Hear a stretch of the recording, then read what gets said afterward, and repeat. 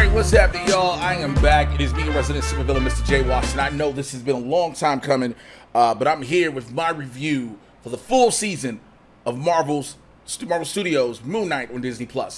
Now, y'all should have seen it by right now, so y'all already know, spoiler alert. Listen, before we go any further, I'm going to do several of these back to back that I've been deemed to do.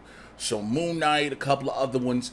If you've been following me on social media, in general, you know everything that's been going on professionally, personally. I've been kind of busy. A lot of stuff with my kids, my son going to college, a lot of transitions. For those who don't know, Blurs in the Hood is done. That's been a long story I've told several times, so it's somewhere out here in the universe. But still, my acting and stand-up and pro wrestling have been a blessing, and so they've kept me rather busy. So as much as I've wanted to do these things, I have not been able to, so I want to apologize. Also, many know the Mad Titan podcast is on a hiatus right now. I have not had the time. I do know, yes, Shang-Chi came out. I talked about Shang-Chi, but Doctor Strange, Thor Love and Thunder is currently out. All these different things that are happening. Again, Miss Marvel is happening now as I'm recording this. I apologize. I'm going to get to all of it. But you gotta bear with your boy. I'm trying to do, I'm juggling so much at one time, but I wanted to make sure I came back to something I like to do personally, which is give my thoughts and reviews on stuff. Now, first and foremost, if you know me, you already know that what I'm about to say is my opinion. It is not fact. I can't base anything on fact because it's my review. It's my perception, my critique. A lot of you all that's watching this, you might have a difference of opinion, and that's fine. But when we go into these comments, I'll tell you how to handle it. So this is just going to be overall. First and foremost, overall. I can't go bit by bit because I ain't had time to do all that. So let's do overall. My overall thoughts on the series, if I had to give it a scale of 1 to 5, I'd give it a 4. I understand the Moon Knight comic, and when I say that, I understand that there's a dark and grittier level to Moon Knight that I just knew we wasn't going to get in the series. Yes, for many, Moon Knight is the Marvel equivalent of Batman. One of Mark Spector's personalities, Stephen Grant, is a millionaire, and by him being a millionaire, he uses his fortune and his resources to build the suit that he has and the tech that he gets as Moon Knight. You know, I think he uses adamantium and other things in the comics. But according to as what we saw in the show, Khonshu gives him that suit. And I think the reason being is, I keep saying this to a lot of people throughout a lot of the reviews I've done for the MCU currently, this phase that we're in of mystic, cosmic, quantum, magic, all of that. And it ties into that. I know a lot of people are like, I don't understand where this is going, and I think that's a good thing. But again, the suit of Moon Knight, how it comes to be when we finally see that episode where Mark has the incident in Egypt, I believe it is, where his mercenary side kills all those people, and he's bleeding out, and he finds the tomb where Khonshu is, and Khonshu tells him, yo, I'll spare your life if you become my avatar. And he does, and to see how the suit manifests itself, to the understanding of DID, what used to be known as multiple personalities, with him and with Mark and Steven, them battling for control of the body to the point where they got to know that they need one another. We saw when they were on the ship supposed to go into the field of reeds, you know, after Steven falls over, Mark realizes more than anything he needs Steven, and Steven needs Mark. They balance each other out, but what they didn't realize, which we all found out at the very end, is that Jake Lockley has always been this dude, and Jake Lockley has actually been the dude, the persona in which Khonshu has been more interested in. Jake Lockley, if you know in the comics, is just as violent. Yes, he is extremely violent, but he has always been, throughout the series, hinted at. All of the violence we saw, what we didn't see, that was implied, when we would see the blackouts, the violence that was implied, because again, in the comics, it is very violent, but like I said, I knew we weren't getting it on Disney+. So I'm not upset about that. I know a lot of people are upset we didn't see the violence. And again, I think we got to remember what we're talking about, who we're talking about as far as the company, the platform, and things like that. But the violence that was implied was always been Jake Lockley. May Calame as becoming the Scarlet Scarab an amazing transition because I like what they did. We're getting more enriched into other cultures. And there, again, representation all around the board. Let's just keep it a buck. It is a good thing. I don't know why people are like, here we go. Yes, people deserve to see themselves represented on the screen. Okay? I know some people are going to push back on this. I personally don't give a fuck. White America in general has been the dominant force across TV. Black people have made their waves as of recently. There has been a small chunk that stayed in its own sector, if you will, of the Hispanic, Latinx community, however you want it, because I know a lot of people don't like to be called Latinx, so I use Hispanic as well.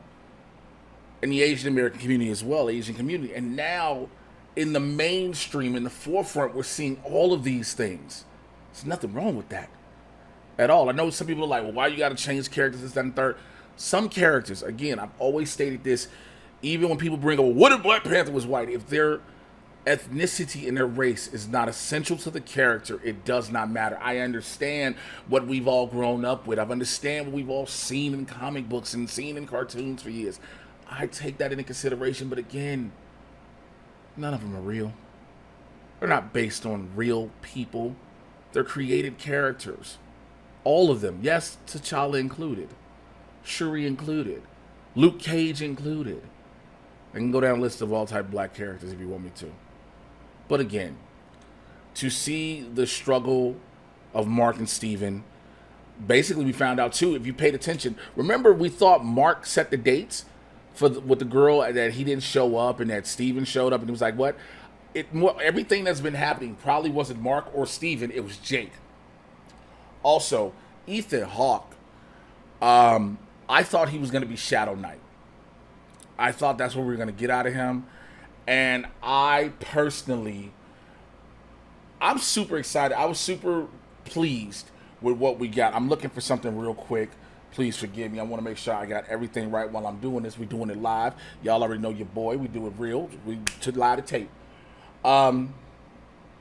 Ethan Hawke gave you something that a lot of people, I'm sorry, I didn't pronounce the last name right. Please forgive me. Just make sure I noticed that. All right.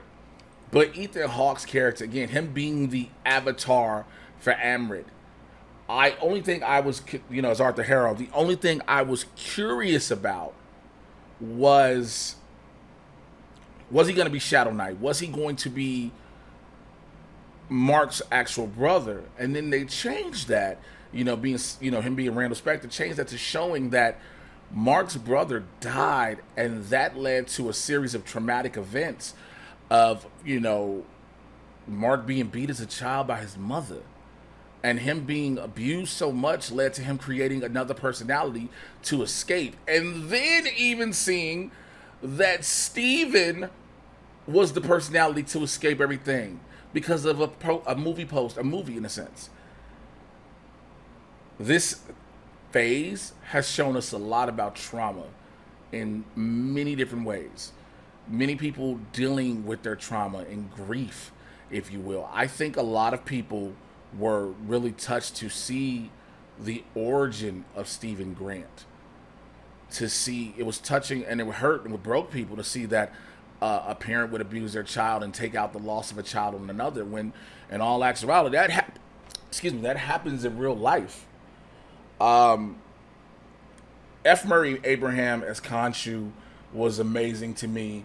Just to hear him like, oh God, the idiot's in control now. Give the body to Mark. Don't do this. And then also to notice we got the Mr. Knight personality, which is Steven's attempt to call the suit, but it's the suit. Because Steven, when he hears Khonshu, summon the suit. So he summons a white suit with just a mask. And again, those various levels, I know so many people were expecting so much more, but it was the little details. To get all of the Egyptian gods that we got, Osiris, Horus, all and the crew, the Ennead that we got. I've been telling people, you have to pay attention to these things that are happening because they are happening for a reason. Again, like I stated earlier, a lot of people are upset because they're like, I don't know where this is going. And I keep trying to tell people, that is good. We as an audience, as a viewing populace, have become spoiled because we got 24 movies at one point. That was the original Infinity Saga, I think 24, correct? I might be wrong. Please forgive me. That we knew after a while what everything was culminating to. We knew each movie was leading to a beat to lead to something, to lead to something, to lead to this gigantic battle to Thanos and, the resolution of that. But at first, remember, it wasn't supposed to be Thanos. Kevin Feige wanted to get Thanos out the way. And then, Joss Whedon told him, yo, Thanos is too big to just get out the way. So then you get Ultron, which again in the comics, yes, I know, and many others do. Ultron kills a lot of the Avengers, but you used him as a quick off. And the thing is, there are a lot of villains in which the Marvel Cinematic Universe can utilize, but in the comics and the issues and the runs, they are so powerful. They do take out people, and so you can't always translate page to screen. Tarwetted for her to be this guide was amazing as well. Again, when I see Layla, I just, as the Scarlet Scarab, to be that little role model for the little girl, I love that. To find out that Steven's whole life was never real, the different clues we had been getting from the beginning to play everything out towards the end. I overall, like I said, I give it a 4 out of 5. I will say this. We know we're getting to season 2 now, right? First, we didn't know because it was a limited series, which, again, I'm fine with. I don't understand the big issue people are having when, we get told, oh, this is a limited series. This is a one-off thing. And then, right during the penultimate episode, you get told, stay tuned for the season finale or not series finale. And now some people feel a certain way. And I'm like, why worry about it? Let this story play out. We are going into these phases now as MCU fans. If you're watching these movies and these shows, whether you want to fully admit it or not, you're a fan. Something has encapsulated you to watch these. Just like Moon Knight. I know a lot of people didn't rock with Moon Knight. I did because I understand that these are all building blocks to something else. And again, the gods. The Eternals, for what it is, it's a building block to the gods. When you watch Moon Knight, he kept telling you at the end that when you got done watching on Disney Plus, yo, go watch Eternals. Go watch Eternals. I tell everybody, when these movies when you're watching Disney Plus shows or certain things and it's giving you a suggestion to watch, there's a reason. So, you're getting all the gods, you're getting all this out of Moon Knight because, yes, there is the person of what he does in the streets as Mark Spector. There's the violence of Jake Lockley. There's the meek and tenderness, if you will, of Stephen Grant. And I think there actually is another, if I'm not mistaken. I digress.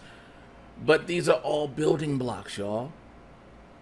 You're not going to get, like I said, you're not going to get the pages of the comic books directly to screen. Sometimes you can't. And again, you got to remember the platform we're talking about. Now, there's this discussion again when I say how violent Moon Knight is supposed to be in the comics to what we got on screen in relation to what Deadpool is and what we might get with Deadpool being in the MCU. We got to just be more open and receptive. To see the giant Amrit and Khonshu fight, again, you're going to get a lot of CGI stuff. All the CGI stuff is not going to be 100% perfect. Let's just be real. It's just not. I mean, we're going to like CGI in some things more than others. That's just the way the world is. And again, I don't say this as somebody that's just trying to pump out MCU content, that's just trying to be on the MCU bandwagon, the Marvel Studios train. And God knows I ain't no fucking shield for it, because if I was getting paid for this shit, these reviews would be a whole lot fucking different, believe me.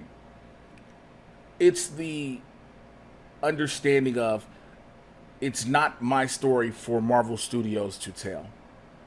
It is not my perception of what I want it to be for Marvel Studios to tell.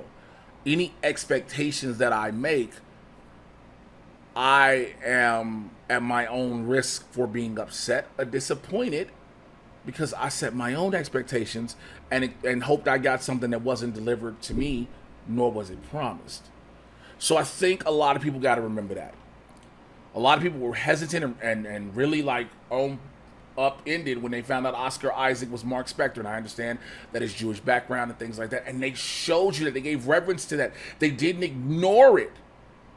The lot of things they did to make us understand fully.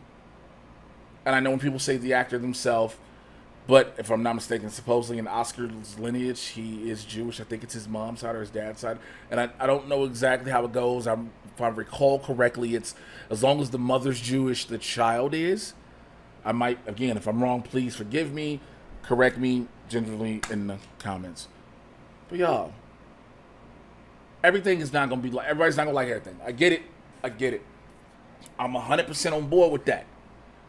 But can we also stop getting mad because our personal expectations and what we thought was going to happen didn't happen?